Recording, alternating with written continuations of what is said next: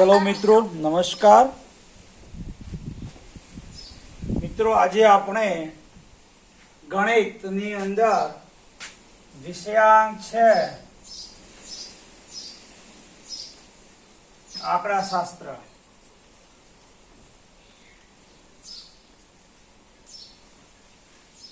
मित्रों गणितनी अंदर आपणे आजे जे विषयांकनो अभ्यास करवा जई रह्या छीए ए विषयांक छे आंकड़ाशास्त्र।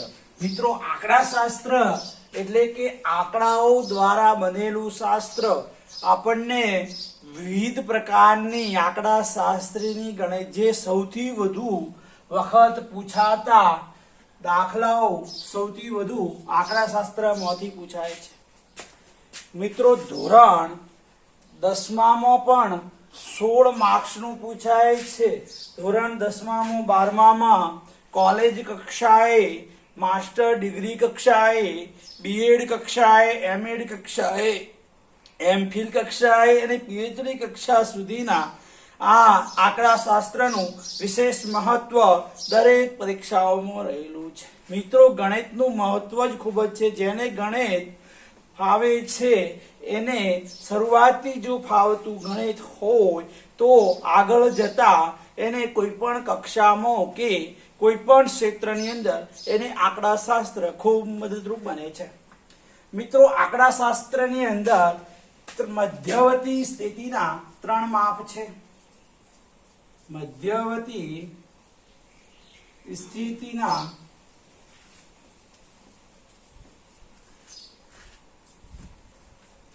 मध्यवर्ती स्थितिना 3 माप छे। कया कया छे मित्रों? एमां एक छे मध्यक, बीजो छे मध्यस्थ, तीजो छे बहुलक। मित्रों मध्यक, मध्यस्थ अने बहुलक सौथी गणितनी अंदर सरळमां सरळ जो कोई प्रकरण होय तो ए मध्यक, मध्यस्थ अने बहुलकना दाखलाओ छे। मित्रों आनी अंदर तमने गुणाकार, सरवाळा, बादबाकी अने अने पूर्णांक वाळा એટલે કે પોઈન્ટ વાળા પણ તમને ગુણાકાર એ શીખવે છે આંકડાશાસ્ત્ર। આંકડાશાસ્ત્ર એ પાયાના શિક્ષણને ખૂબ જ મજબૂત કરે। તમે જે પ્રાથમિક શાળામાં જે અભ્યાસ કર્યો છે, જે સરવાળા, બાદબાકી ને ગુણાકાર જે કંઈ શીખ્યા છો એનું અહીં मध्यक, मध्यस्थ અને बहुलकની અંદર તમને જોવા મળશે। મિત્રો એ જ આંકડાશાસ્ત્ર તમને ખૂબ જ પાસ થવા માટે ધોરણ 10ની અંદર 12 થી 16 માર્ક્સનું પૂછાય છે અને પાસ થવા માટે ખૂબ જ સરળ છે। જેને આંકડાશાસ્ત્ર આવડ્યું એને જ સારું પાસ થવા માટે ખૂબ જ એ પુરવાર સાબિત થાય છે। હવે મિત્રો મધ્યક કોને કહેવાય, મધ્યસ્થ કોને કહેવાય અને बहुलक કોને કહેવાય?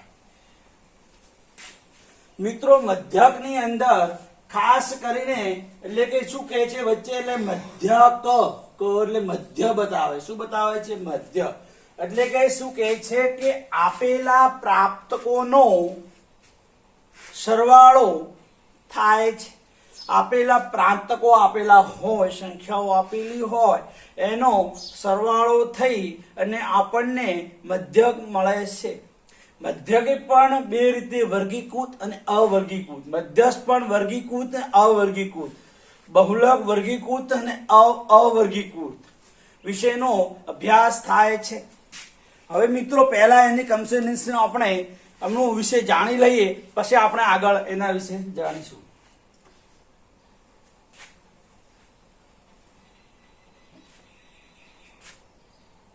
શું કહે છે કે મધ્યક એટલે કે આપેલા પ્રાપ્તકોના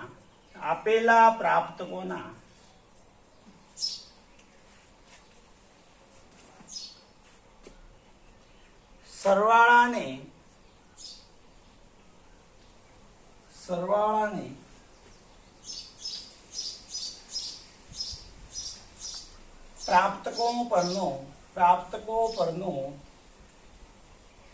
પ્રાપ્તકો પરનો મધ્યક કહે છે। હવે એનું મધ્યકનું સૂત્ર છે x બાર બરાબર sigma fi xi upon n. મિત્રો સિગ્મા fi xi એટલે કે આપેલા પ્રાપ્તકોનો સરવાળો થાય છે. શું થાય છે? આપેલી પ્રાપ્તકોનો.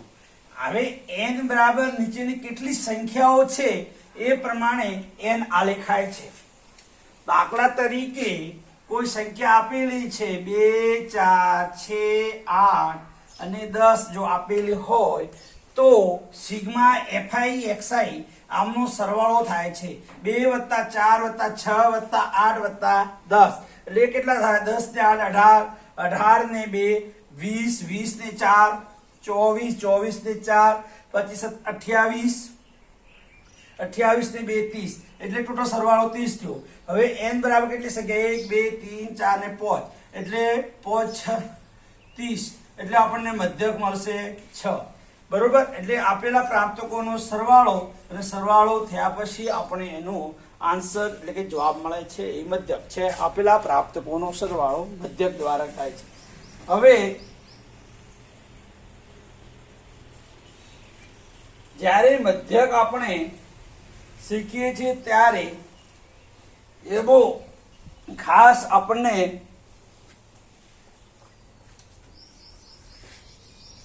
સંખ્યાઓ પરથી પ્રાપ્તકોનો જે કંઈ સરવાળો થાય એના ઉપરથી આપણને જવાબો મળે છે. ઘણા બધા મધ્યકના દાખલાઓ આપણને અહીં જોવા મળે છે. મધ્યક એ વર્ગીકૃત માહિતી માટે સરળમાં સરળ કહી શકાય એવું સૂત્ર આપણને મધ્યક દ્વારા મળે છે. એ સૂત્ર છે સરળમાં સરળ x બાર બરાબર sigma fi xi upon n.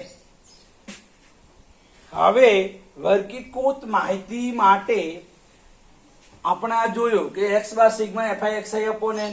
હવે વર્ગીકૃત માહિતી માટે આપણે જ્યારે કોષ્ટક આપેલું હોય અને એમ પૂછવામાં આવે કે મધ્યકની રીતે મધ્યક શોધો એવું પૂછાય ત્યારે કોષ્ટકની અંદર આપણને ખાસ બે વસ્તુ જોવા મળે છે.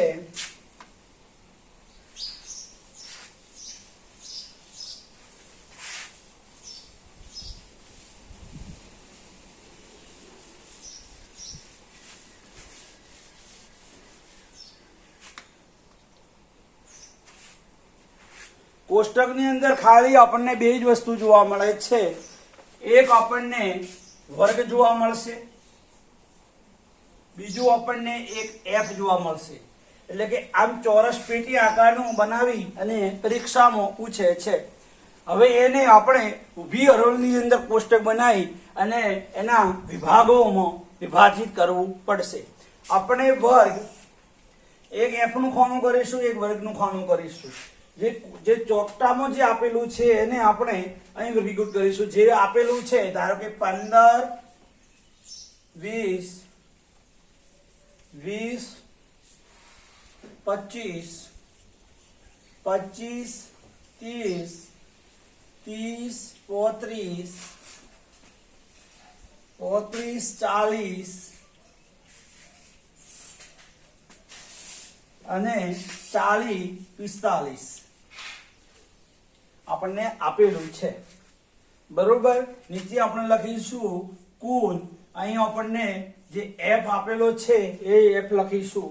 f ની અંદર આ હરોળમાં 2 આપેલા છે, પછી આપણને 13 આપેલા છે, પછી આપણને 14 આપેલા છે, પછી આપણને 10 આપેલા છે, પછી આપણને 8 આપેલા છે, પછી આપણને 3 આપેલા છે.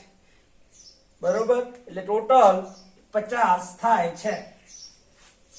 એ 50 થાય તો પછી આપણે મધ્યક શોધવા માટે આપણે સૂત્ર શું હતું કે x બાર બરાબર sigma fi xi upon n. આપણને f આપેલો છે તો આપણે x શોધવાનો છે. x એટલે કે મધ્ય કિંમત. x એટલે મધ્ય કિંમત. આપણે મધ્ય કિંમત શોધવાની છે તો x કોના પરથી આપણે શોધીશું એ ખાસ. હવે જો x શોધવાની જ્યારે વાત આવે તો વર્ગની અંદર જવું પડે. વર્ગની અંદર જઈએ તો એકદમ વચ્ચેની સંખ્યા લેવી પડે. હવે વચ્ચેનો ગાળો કેટલો છે? તો 5 નો ગાળો છે. કેટલાનો ગાળો છે? 5 નો.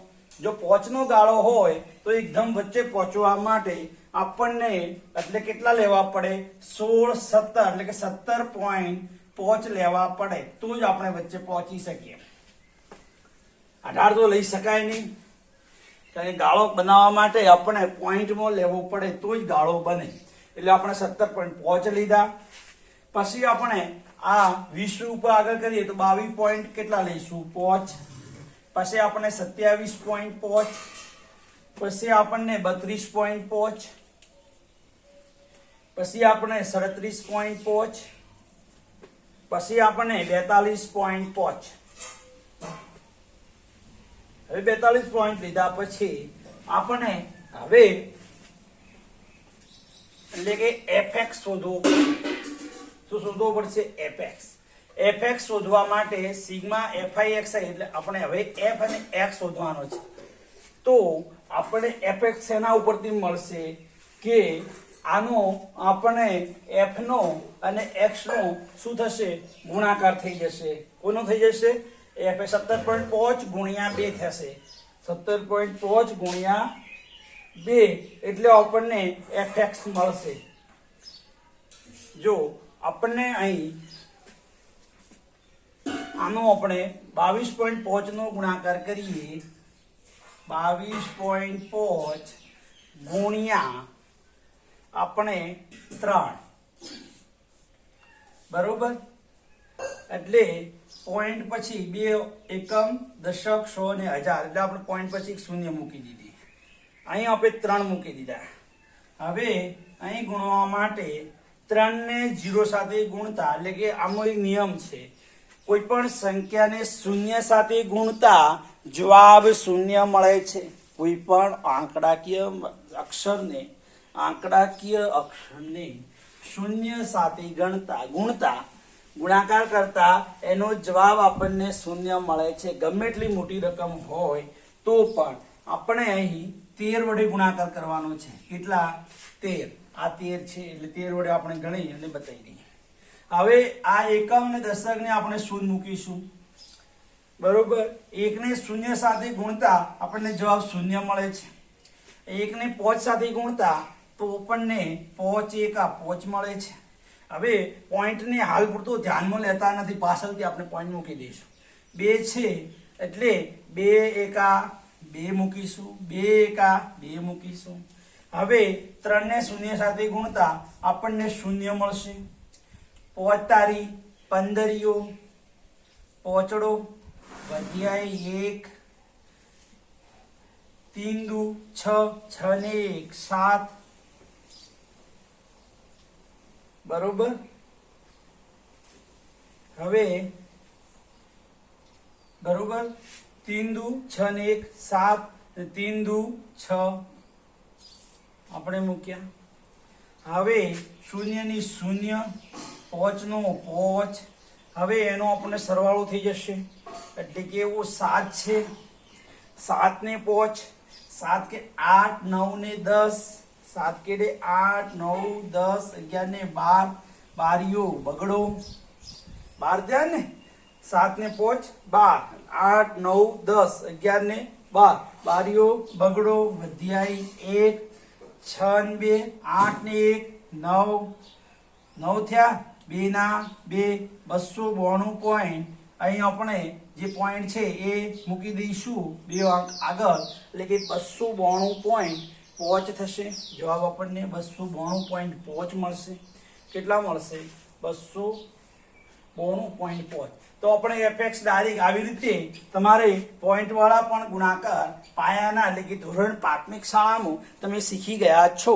એ તમારે મધ્યક અને મધ્યસ્થ અને બહુલકમાં ગુણાકાર ભાગાકાર સરવાળાનો સમાવેશ આમાં પણ આંકડાશાસ્ત્રમાં થાય છે. એટલે કે ખૂબ જ સરળ કહી શકાય એવું આંકડાશાસ્ત્ર છે અને ધોરણ 10 ની અંદર સૌથી વધુ વખત પૂછાતો દાખલાઓ છે. આપણે આ ગુણાકાર જોયો જેવી રીતે આપણે એમને ડાયરેક્ટ fx મૂકી દઈશું.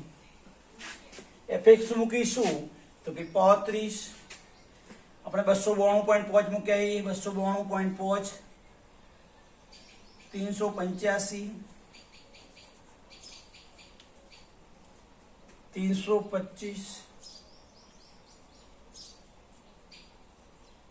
લખતી વખતે ખૂબ ધ્યાન રાખવાનું, આંકડામાં ફેરફાર ન થઈ જાય, નહીં તો જવાબ ઊંધો થઈ જશે.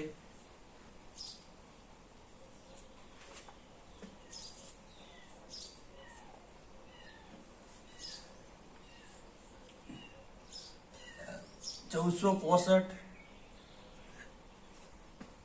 હવે આપણો જે છે એ પ્રમાણે આ સૂત્ર મૂકી અને દાખલો ગણીશું.